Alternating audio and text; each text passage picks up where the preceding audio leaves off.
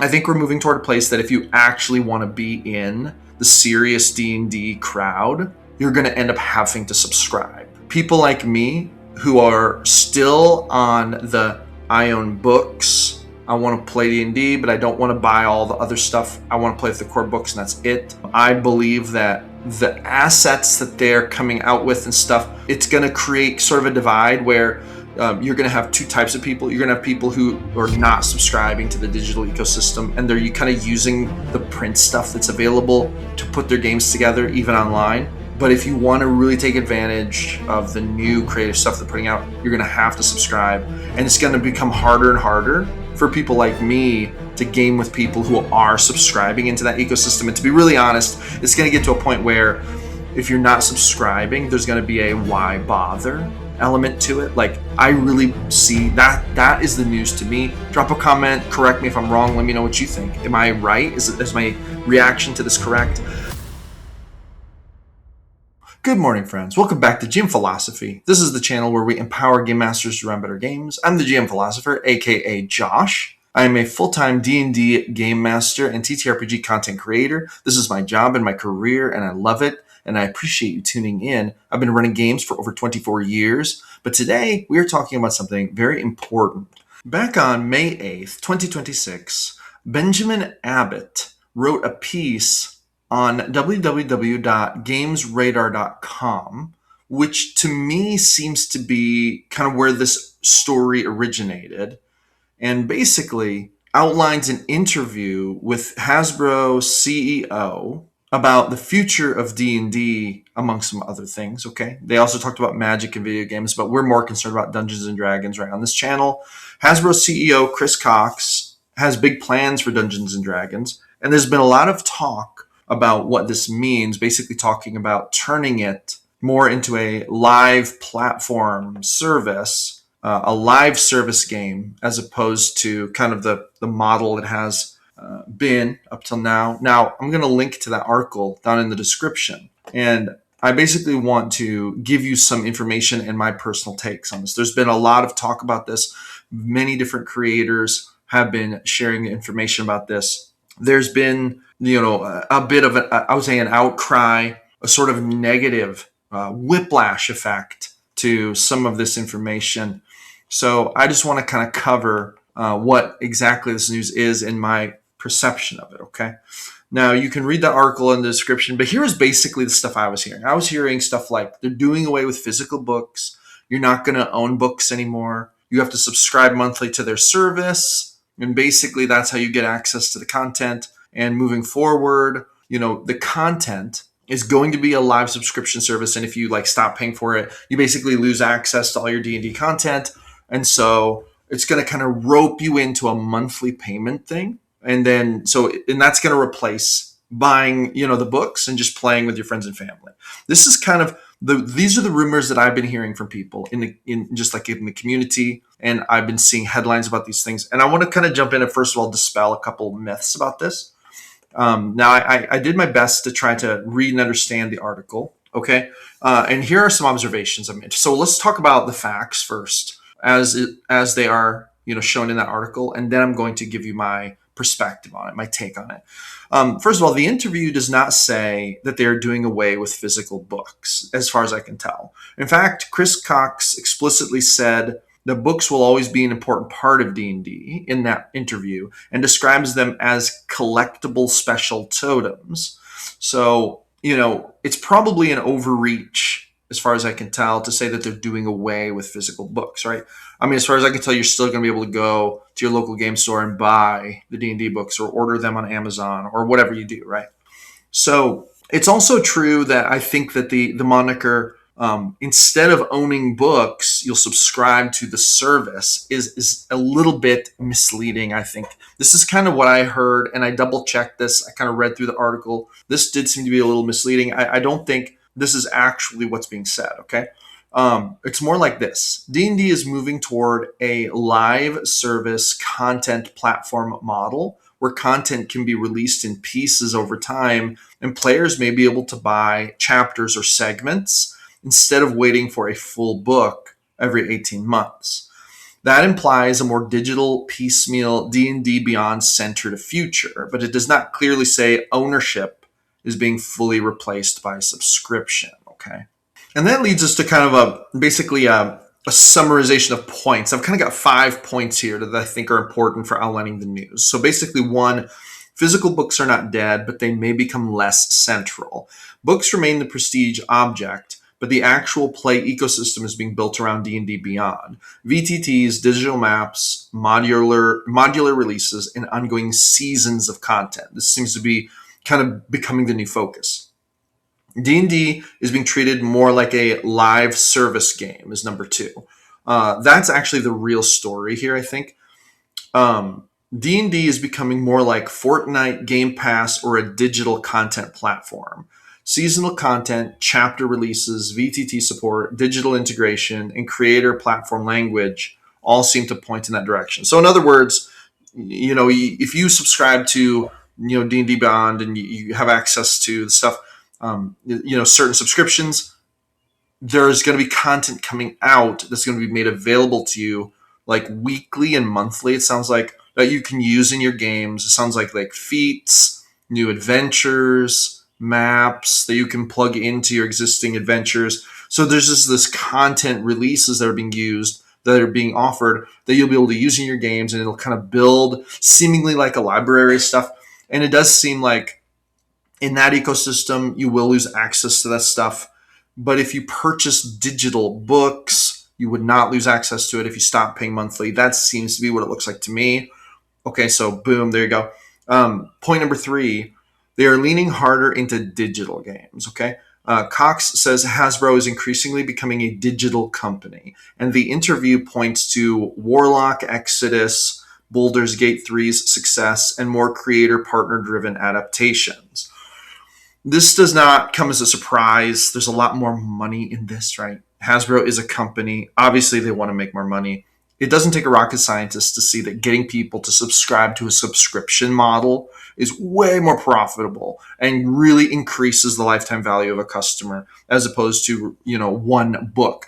If Hasbro kind of led D&D in the direction where it was like, we're going to, sell the core D&D books, and then we're going to release physical books every so often, and that's going to be like our ecosystem, that's not as attractive of a model as, hey, let's build this digital ecosystem. A lot of people are gaming online now. It's becoming a more and more popular thing. I mean, we see this. I run 5 pro games, and all of my games are online with people all over the world, right? Now, I don't use the D&D Beyond ecosystem. I'm on Owlbear Rodeo. And I don't even own a single D&D digital asset. I'm still using my physical books when I run the games and Googling things. And then some of my players have the digital assets and they use them. Okay, that's cool. But I'm just saying, I don't, own a lot of those things. So, basically this is being built into a more involved digital experience where, the truth is that if you're going to want to be serious about D&D, you're going to want to subscribe to it. That's really what it's coming down to. That's the way the business is being built, which is a much better economic model for the company. It's probably going to lead to a lot of really cool content, a lot of really cool subclasses and classes. It's probably going to lead to the development of an ecosystem that's going to make it very kind of streamlined to run and manage games, characters, character inventory, character abilities, and magic items, etc. Right? And you can even, of course, encode your homebrew stuff into games. So there's that. Anyway, they're leaning harder into digital games. Okay, so then we come to number 4. The crossover IP issue, okay? So there's been talk they're going to do what Magic the Gathering is doing. Magic the Gathering is doing a lot of crossover IP. They're bringing in cards from bringing in stories from different franchises and blending it into the Magic universe. Is this good? Is this bad? I've been a longtime fan of Magic the Gathering. I've played Commander a lot. I have literally my favorite Commander deck right here on my desk. I will admit some of the IP crossover stuff is a little strange for me. It's a little weird. I don't really care. There's a part of me that preferred Magic the Gathering when it had its own characters, its own stories, its own lore, and there wasn't so much crossover. Now it almost seems like constant fan service, and it seems like it's less about the story of Magic the Gathering and more about the game, which is actually fine. Because Magic the Gathering is a collectible card game that has a game. The game is very fun, actually. For me, the fun thing about Magic the Gathering is building commander decks and then playing it with my friends. The extra IP things coming in, I don't really care, I guess. I would still buy those cards if they fit with my decks, so it's fine. I guess it makes me care less about the actual stories of Magic the Gathering, and it makes me kind of think, okay, well, I guess I'm not really in it for the stories at this point, because the crossovers kind of just make it so saturated and weird. I guess I feel like now I'm just kind of in it for the cards and how they fit into my decks. And yeah, the collectible nature too. Although I will be honest, like one of the most valuable cards now has become the Lord of the Rings, like the One Ring, like that card has become so valuable. I'm not interested in that. I'm not interested in that card. I have zero interest really in that card. If someone were to gift me one, I'd be so grateful, and I'd probably put it in a box. Um, but I think Black Lotus is so cool because it's Magic the Gathering lore. It's not lore borrowed from another franchise inserted into Magic the Gathering. I don't know. That's just how I feel about it. But apparently, there has been talk about Dungeons and Dragons doing more crossover IP stuff. Okay. Now, with that being said, I think that this has been kind of overhyped. Here's what the article actually said. The interview references Hasbro's broader brands and partnerships, IPs like Star Wars, Marvel, and the Harry Potter universe, and it discusses Magic balancing first-party IP with universes beyond. For D&D, the implication is that crossovers and partner brand experimentation may increase, but this specific interview gives stronger evidence for that in Magic than in D&D. I don't know that D&D is going to have a bunch of crossover stuff. Drop a comment and let me know if I'm wrong about that. But I haven't really found any evidence of that I can see. Okay. And then we go to point number 5. The creator platform angle actually may be huge for the community. Okay. He says creators may be able to leverage D&D Beyond to share their content. So I'm assuming that means people who are going to create maps, create homebrew classes, things like that. Maybe even creating supplements, this kind of thing. That could be good for third-party creators, okay, right? Or it could become a tightly controlled, walled gate where Hasbro takes a huge bite out of everything, right? I don't know. I have not done any in-depth research beyond this article about that. But it is a fair concern. It could be a really cool thing if Hasbro actually does a good job of allowing a creator platform here.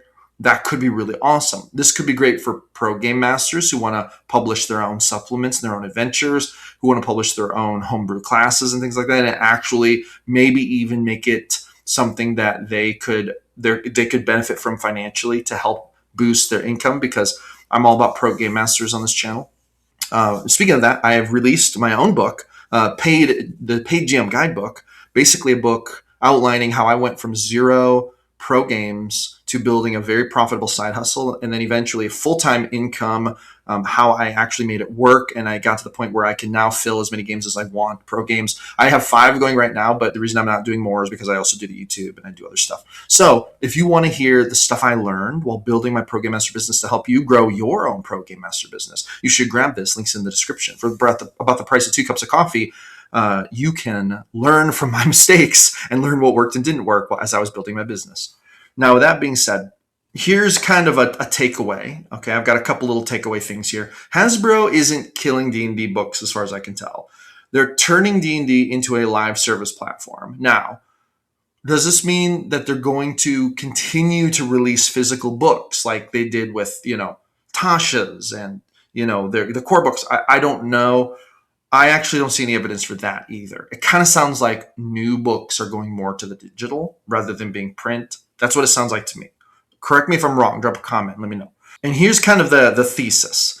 Hasbro probably isn't ending physical D&D books, but they are clearly moving toward D&D being a digital first live service ecosystem where books become only one piece of a much larger platform built around D&D Beyond, VTT tools, modular content drops, subscriptions or piecemeal purchases, creator content, and potentially more IP crossover. The real question isn't, I think, are books going away? The real question is, are you in the future going to see actually probably not really physical books leaned into anymore? Is it going to become more digital? And then to what extent are you going to own your digital assets? And then really it comes down to this. And this is what I think is the big story. I think we're moving toward a place that if you actually want to be in the serious D&D crowd, you're going to end up having to subscribe. People like me who are still on the I own books, I want to play D&D, but I don't want to buy all the other stuff. I want to play with the core books and that's it. I believe that, the assets that they're coming out with and stuff, it's going to create sort of a divide where you're going to have two types of people. You're going to have people who are not subscribing to the digital ecosystem, and they're kind of using the print stuff that's available to put their games together, even online. But if you want to really take advantage of the new creative stuff they're putting out, you're going to have to subscribe. And it's going to become harder and harder for people like me to game with people who are subscribing into that ecosystem. And to be really honest, it's going to get to a point where if you're not subscribing, there's going to be a why bother element to it. Like, I really see that is the news to me. Drop a comment, correct me if I'm wrong. Let me know what you think. Am I right? Is my reaction to this correct? Guys, I'll be honest. I'm not opposed to this, really. I think that, if anyone is serious about Dungeons and Dragons, if they're serious about it, they love it. They love it enough that they want to spend money on it. They're excited about the new content drops and the ecosystem they're building. It is going to be cool. Maps is cool. D&D Beyond makes creating and managing characters very easy. Okay, so I don't really have much issue with this if you love it, if you love all that stuff coming down the pipe. But there's going to be new stuff. It's going to be constantly exciting, constantly developing. People can play new and exciting things. I don't have much of an issue with this. But am I gonna go down that road? I got to do some thinking about that, guys. Drop a comment and let me know what you think. I got to really do some thinking about that. I'm running 5 pro games that are D&D 5.5 using the core books. I don't own a single digital asset. I've been, if players own the digital assets, they can manage it themselves. But the truth is, this is going to drive a wedge between people like me and people who are subscribing to services. Why would somebody want to play D&D online, I guess, if they weren't getting full use made of this ecosystem? I.e., if Gamemasters want to run Dungeons and Dragons, they're high key going to have to buy into this. Now, I'm not saying that's a criticism. It's a great business model. Hasbro needs to make money too. I understand. It is what it is. I do believe that this is going to further drive the development of third-party systems. I think that what they're designing and doing here does make sense for the modern world. I think that it's a good move. It's a good business strategy, and I think it's probably going to pay off, and it's probably going to grow the company's coffers. It probably needs to happen because it ain't getting any cheaper to run a business out here. Am I going to buy into it? I haven't decided yet, guys. Drop a comment. Let me know if you think I should.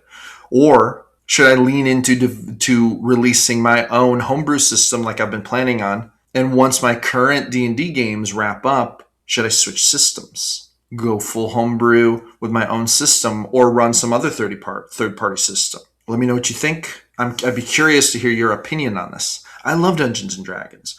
I think I'll always make content about legacy Dungeons & Dragons content. But for that matter, I might, for the rest of my days, keep playing 5.5 without ever purchasing another digital asset. I'm not sure that I'm interested in purchasing a digital D&D asset. I just don't know if I'm interested in it. I'm not saying I'm not, but I don't know that I am. I don't know that I want to do that. I own so many 3rd edition books. Maybe I'll go back to playing 3rd edition. I don't know. these are just things I'm thinking about as I'm reviewing this news. Let me know what you think. Drop a comment and let me know. Guys, I appreciate you. Thank you so much for coming back for another episode of GM Philosophy in the morning. Empowering Game Masters to run better games is the goal. Make sure you join the GM Philosophy Discord. Links in the description. Join us. We're over 600 GMs strong. Continue the conversation. Roll some D100s for me at your next game, friends. And I will see you on the next one.